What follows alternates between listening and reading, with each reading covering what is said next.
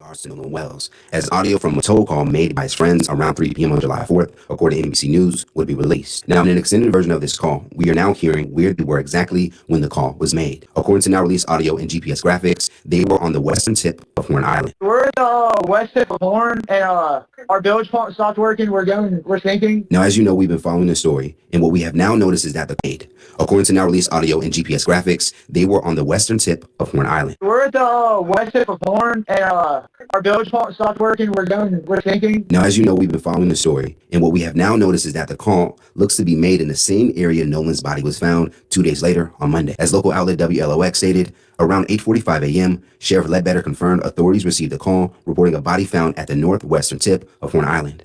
Where was that boat for 90 minutes while Nolan was missing? Where was the boat for 90 minutes? Secondly, why when asked by the Coast Guard, was everyone on the boat and okay, they only replied everybody is on the boat. They didn't say everybody was. Deborah said, I am from Vicksburg, Mississippi. Reminds me of Emmett Till. It does. We've been talking about Emmett Till a lot lately because it does remind of Emmett Till. Yes, it does. Anytime this happens, most of the community is reminded of Emmett Till. Yes, they are. Let's take a look at this really quick. You have at 3:44, the vessel arrives at Camino Real Road, or 5:44, sorry, 5:44. The vessel arrives at Camino Real Road. At 4:31, the vessel departs the west tip of Horn Island, and the vessel was towed approximately 2.75 miles to almost 3 miles before normal operation resumed. So the boat was towed, but normal operation did resume, and they went back to what they were doing normally on this boat. As far as the research, like his high school, he was well beloved. Honestly, he had no off the field issues. He was a 3.5 GPA. I think I'm remembering correctly, and he was just an all around good kid. So it doesn't make sense for what happened to him for him to put himself in that position. He's a six. Well, there's 6 other siblings or 5 other siblings, so he's a big family. So I just don't see why he would be in that type of environment to where he would even worry about that situation. And what Classic was talking about earlier today made sense now why he was the way he was and probably why he got into that situation in the first place, because he was just being really nice. He's really demure child, I guess, and really, Probably mild-mannered, respectful. Mild-mannered, yeah, respectful, yes ma'am, no ma'am, that kind of stuff. So, he didn't have like those, he definitely wasn't a Classic or a test. So, at the end of the day, the lambs go to the what they say? Slaughter. Soto's professional looking. Does he have sense? Yep. Looks like mine. So he had game. Yeah, I was looking at his scoring. He had a decent season. Yeah, he can get up. Yeah, he got game. He got game. You saw he split the seam right there? Yeah. And he put his hand up, so he knows what he's doing. Yeah, he's got game. He called for that one. That was difficult. That was a difficult play to make. He called for it. Yeah, split him. That's 3 defenders on him. Mm-hmm. He was still growing, 18 years old, going into his sophomore year of college. 6'2". He probably would have ended up at 6'4", 6'5". Possibly. Let's see what he got right here. Ooh, he's fighting for the ball. Oh no! Wow! And he could put him down. See, I don't think just anybody could just beat him up. All right. Listen, we've seen enough. We've seen enough. Class, did he have the glow? I told you what it was already. Boy, it was oil farming, man. Yeah, Nolan Wells had the glow. Hey, listen, man. When you got something they could buy, they don't feel threatened by you. You know what I'm saying? Get you a couple dollars, get you some chains, get you some Jordans, get you some gear. When you got something that with that money could buy, you're not a threat. When you We're talking about what happened to this boy. He was 18 years old. We're talking about what happened to this boy. He was 18 years old. He did not get to live a full life. Couldn't even legally drink. And that's why some of y'all are talking crazy about him right now, is because he was probably drinking on an island. Which you probably did the same or would do the same if you had the opportunity. If you had that much juice, if all the girls liked you, if you had been working out and became a star athlete, you'd probably be drinking on the island too on the 4th of July. So stop acting like we all perfect. Facts. Ricardo Brown said, what's good, fellas? What's up, Ricardo Brown? Good to see you in here. Michael Latin said, honestly, if a tribe K of Europeans wouldn't have messed with documents and narratives, I think the world would have been a better place. And we would have basic equality until about 300 years ago. It's hard to say, but you might be onto something. Shalab said, I'm not reading that out loud. Nope. It's too deep. Said, smashing that like button is completely free and really helps the channel grow. It does. All right, y'all. I guess we got to get serious for a moment. Yes. Again, rest in peace, Nolan Wells. Comes out in regards to the mysterious death of Nolan Wells. It gives us more understanding as to what happened that day, as well as what could happen next.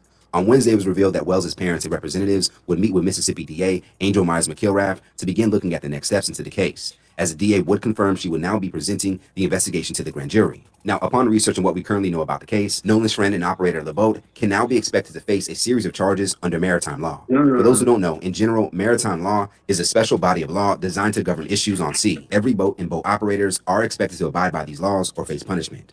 Now, one of maritime law's biggest things stressed for boat operators is known as duty of care, which is a legal obligation requiring ship owners, operators, and employers to protect crew members and passengers from harm by maintaining a safe and seaworthy vessel. Now, one thing that looks to be going under the radar is that a passenger is technically considered anyone who left with you on a boat you are operating, and at all times you as the boat operator are deemed responsible for their safety. Now, despite the circumstances that Wells supposedly wanted to stay, it still can be argued that he's still a passenger of the boat that would leave Horn Island at 4:30 p.m.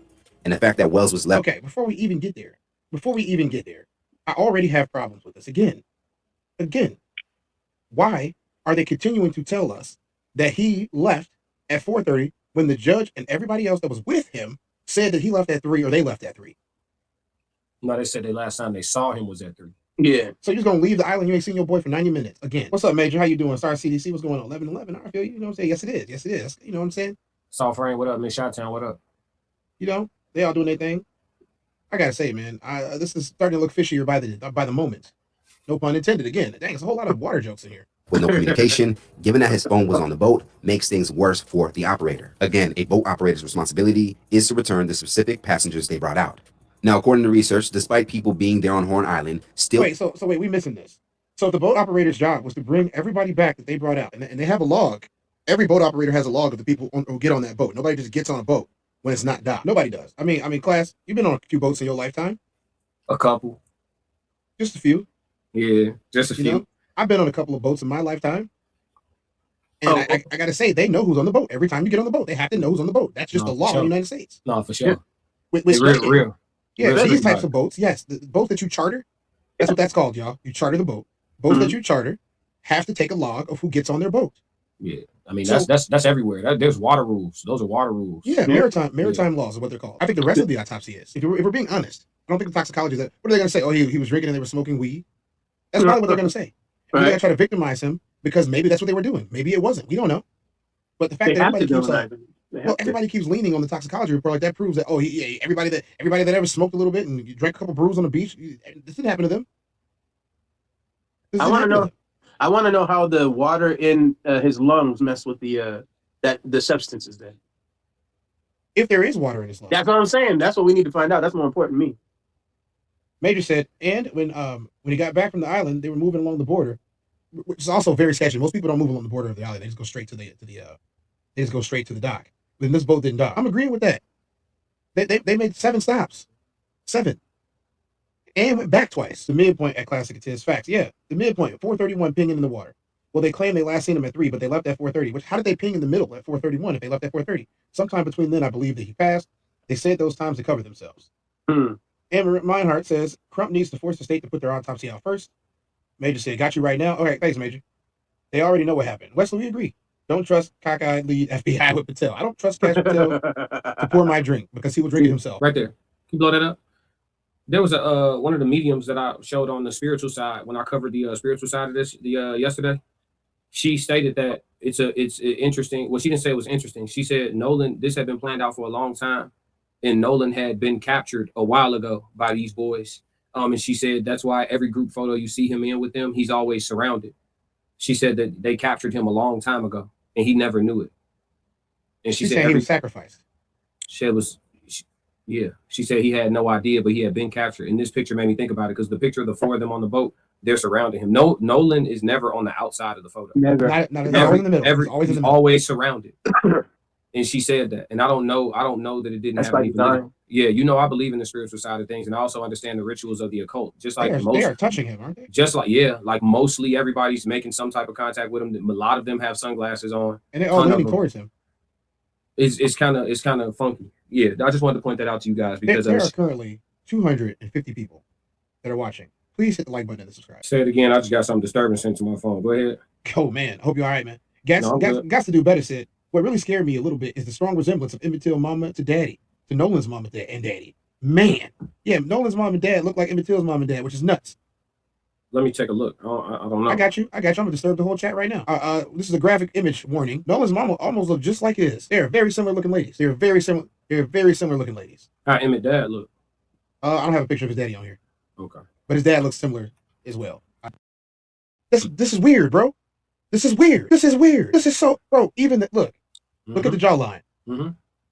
There is something up. Something is very strange about what's going on right now. The truth is stranger than fiction, brother. Greg said we need to hold our own Negro court system to hold them accountable for this tragedy. And Marie said the Yeah, sheriff, the mom has examiner, an uncanny look too, for real. this is crazy. The sheriff, medical examiner, and the district attorney and the governor are all bad. I roll with Judge Carlos Moore. I think we are trying to into deep. Is that you? Okay, yeah, you got to present something to me. She said he peed I'm me off Dr. so bad when I listened to what he had to say, and we don't want to know this. No, we don't. Peter. Hey guys. Yes, sir. So doing a little bit of research while you guys are covering this, paralleling this to Emmett Till because it's starting to feel more and more like a stage play. And so I'm just doing a little bit of extensive research here. And so the two men who signed to be named as responsible parties for Emmett Till were just the two who signed to be named as responsible parties. But there was actually a group of men responsible. Yes, there was a group. So, but inside of that group of men, there were also a couple of black men who were forced to help under extreme duress and threat of death. That's the fact. And it makes me think about the modern day now as they attempt to allegedly cover this up, how they keep using all of these black men to come, or melanated men, because Tristan is kind of borderline, Suspect. but using all these melanated men to speak up and say that that's not Nolan on the audio of that video, and to pretty much, take culpability away from the fact that there was an altercation potentially captured on audio. And that parallels to black men helping under duress. It says here in the article that coerced assistance was, historians note that the killers forced black employees such as Henry Lee Loggins and Levi Collins under intense duress and threat of death to help clean up the crime scene or witness the beating. Yes. Doesn't that sound like Javon? Yep. Javon, Travion. Shit getting, man, this shit, man, listen, bro. Shit playing out like a movie, bro. These people play in our faces, man. They perform these rituals, they perform these things, man, and we rely on their system. Oh, shoot. To bring about justice. Now, as to what happened to Wells that day. They all got on the same little necklace too. Why is his the only what red is- one? Blood sacrifice? Maybe. Truth is stranger than fiction, y'all. Common ground connection. No, they both. He got one on too. Classic Okay. 2 and 7. Ooh. In traditional numerology, these numbers operate in natural compliance. The 2 from the Tills 11-2 represents a repetitive, emotional, and intuitive energy, while the 7 represents deep introspection, mystery, and a analytical soul path. What? You looking up me? No, I'm looking up their the numerology between their birth and their death. Yeah, I'm a 7. No, I'm talking about the correlates between the passing and their birth. So they're saying that their soul path analytically aligned, intersect. Final dates, common ground, examining. Big Tech's talking the classic right now.